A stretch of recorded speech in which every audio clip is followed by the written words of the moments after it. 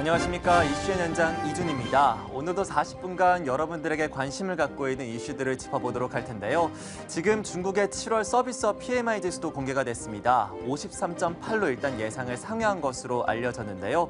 이 덕분 때문인지 중국 상해종합지수가 현재 상승으로 전환되어 있는 상황입니다. 각가지 이슈들 함께 분석해보도록 하죠. 먼저 헤드라인부터 확인해보고 다시 돌아오겠습니다. 정부가 만든 월세형 임대주택 뉴스테이 아파트의 임대료를 낮춰달라는 요청이 늘고 있습니다. 정부는 보증금을 높이고 임대료를 낮추는 전환보증금제 도입도 검토하고 있습니다. 내년도 최저임금이 시급 6,030원, 주 40시간제 기준 월급 126만 270원으로 결정됐습니다. 이를 어긴 사업주에 대해 즉시 과태료가 부과되는 최저임금법 개정도 추진되고 있습니다. 현대기아차는 미국 시장에서 지난달 판매량이 6.7% 늘었다고 밝혔습니다. 현대차는 산타페와 투싼, 기아차는 소렌토와 스포티지 판매가 증가했습니다.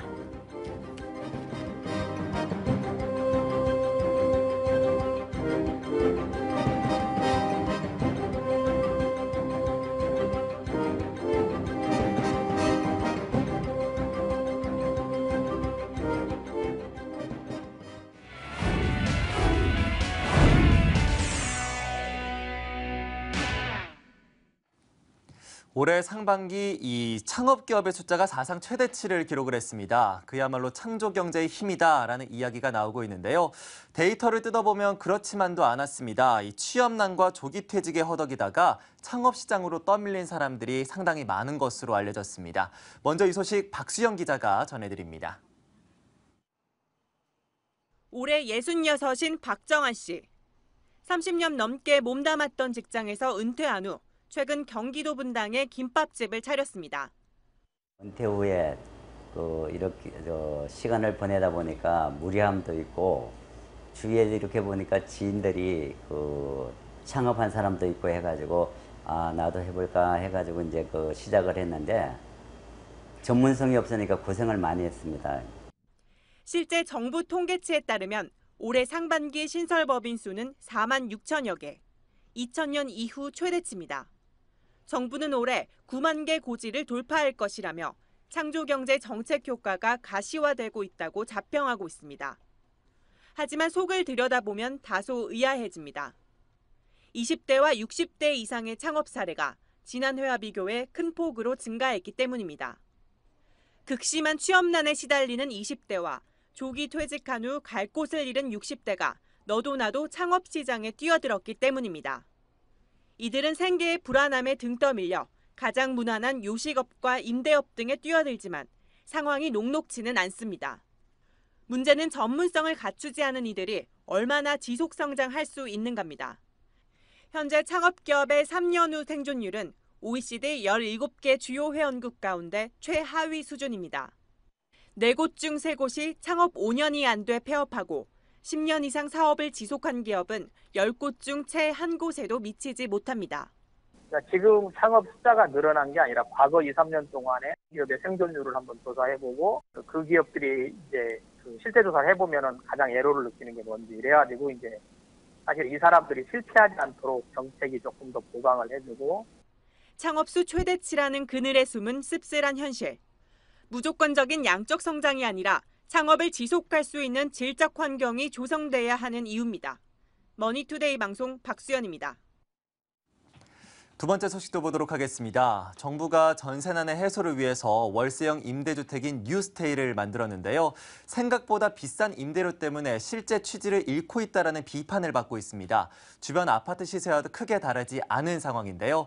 이 때문에 정부와 기업에서는 대책 마련에 고심하고 있는 상황입니다. 이번 소식은 반기훈 기자가 전해드립니다.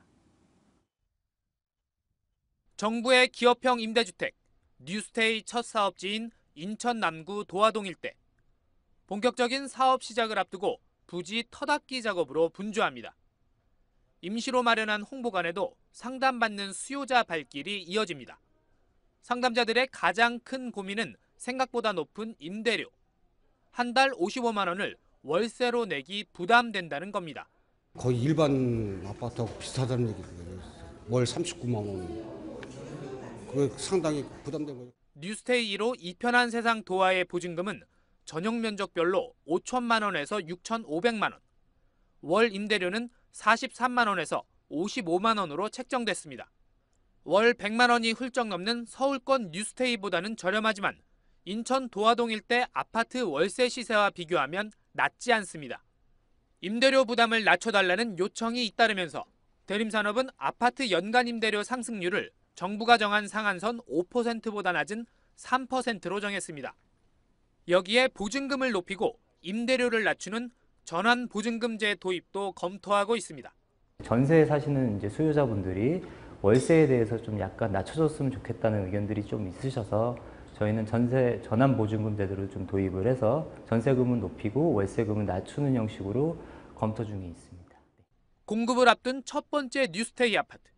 시장에서의 뉴스테이 성공을 가늠할 수 있는 바로미터가 될 수 있는 만큼 정부와 기업 모두 성공적인 입주자 모집을 위한 대책 마련에 고심하고 있습니다.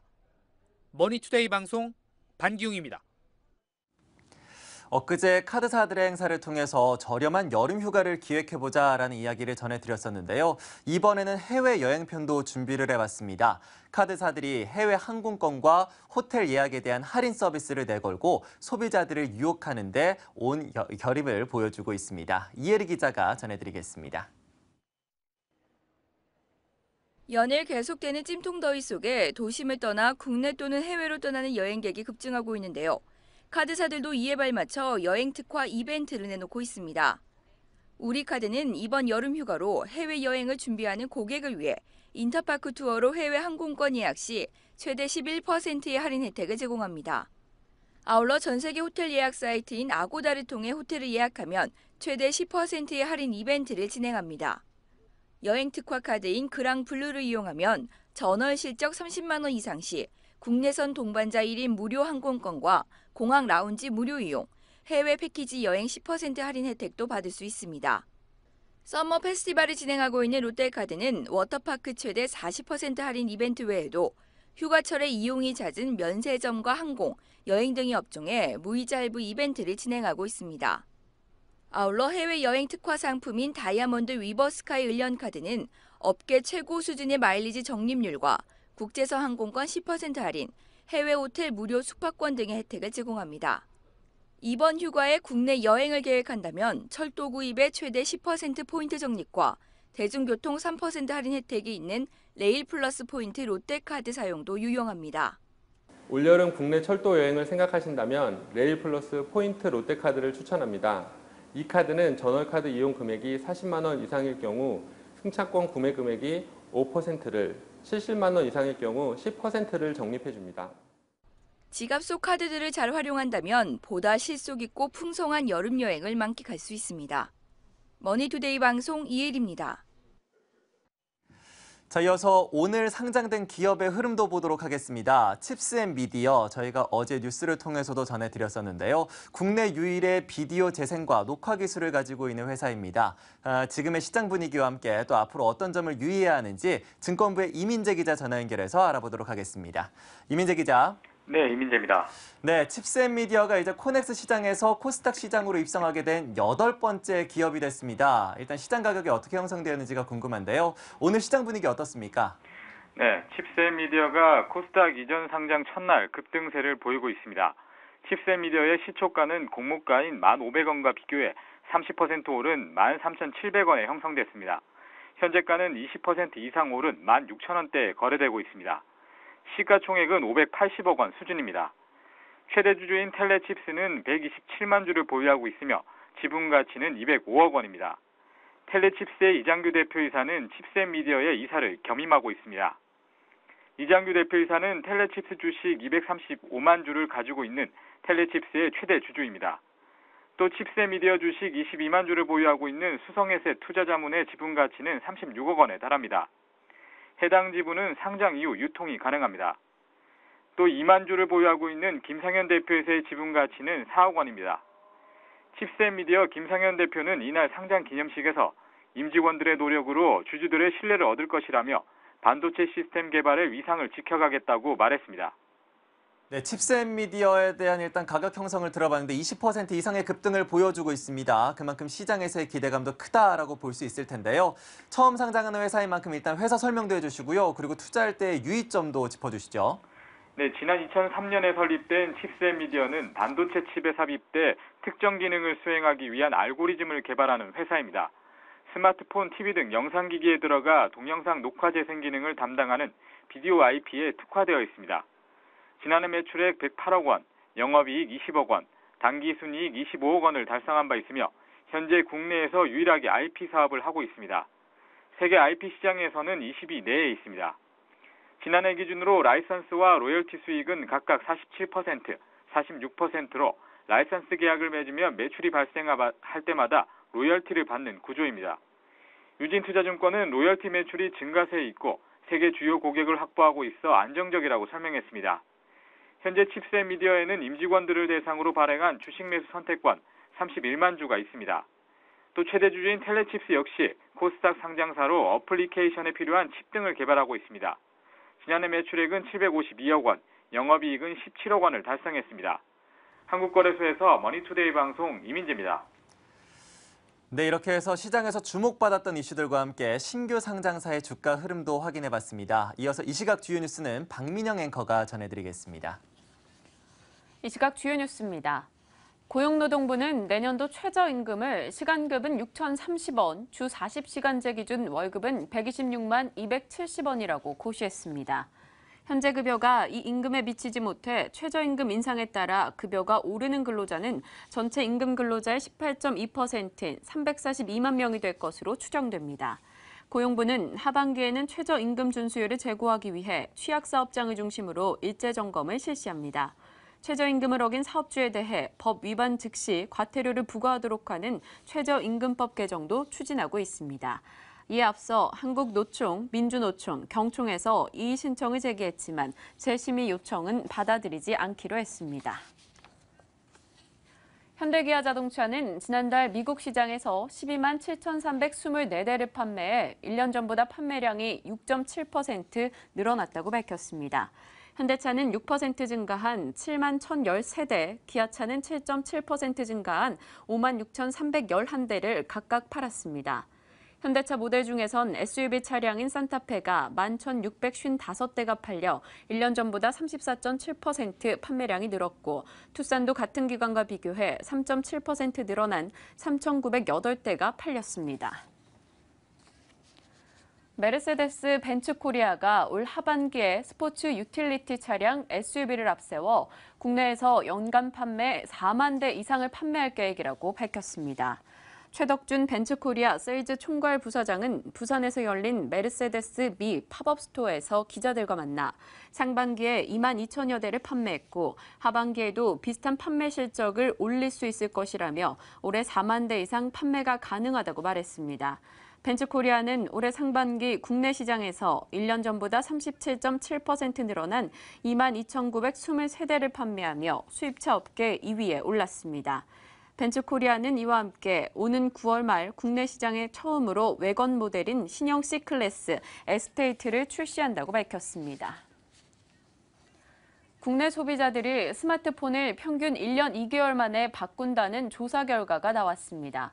정보통신정책연구원이 휴대전화 평균 사용기간과 교체 시기 분석 보고서를 발표한 결과 이같이 나타났습니다.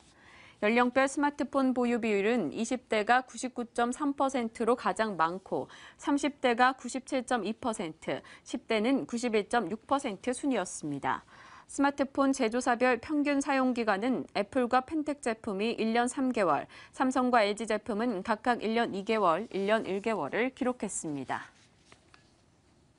한국항공우주는 국내 공공기관을 상대로 한 입찰에 3개월간 참여할 수 없게 됐다고 밝혔습니다.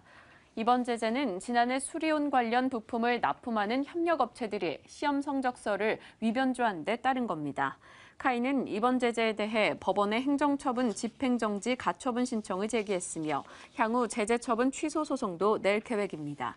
카이 관계자는 제재처분 취소 소송의 판결 시까지 입찰 참가 자격에는 아무런 영향이 없다고 밝혔습니다.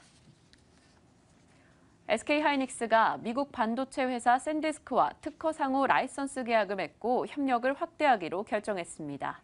이번 협력에는 특허 상호 라이선스 계약은 물론 D램 공급 계약이 포함됩니다. SK하이닉스와 샌디스크는 지난 2007년 특허 상호 라이선스 계약을 체결한 이후 2012년 12월 한 차례 계약을 연장했으며 이번에 2023년 3월 31일까지 계약 기간을 또다시 연장했습니다. SK하이닉스는 계약 기간 동안 일정 수준의 로열티를 샌디스크에 지불하고 이 기간 동안 샌디스크는 SK하이닉스로부터 D램을 안정적으로 공급받게 됩니다. 지금까지 이 시각 주요 뉴스였습니다.